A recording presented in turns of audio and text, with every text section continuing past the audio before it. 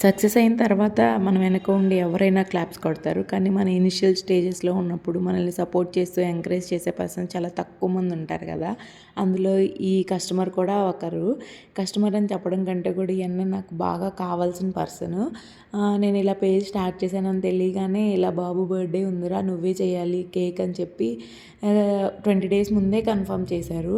కనీసం నువ్వు ఇలా కస్టమైజేషన్ కేక్స్ చేసావా? ఏమైనా ఉంటే పిక్స్ పెట్టు అలా కూడా అడగకుండా నా మీద ట్రస్ట్‌తో ఇలా నాకు ఆర్డర్ ఇచ్చారు. అందులో bulk order 4.5 kgs cake and 30 cup cakes and chocolates తీసుకున్నారు. This is my first bulk order.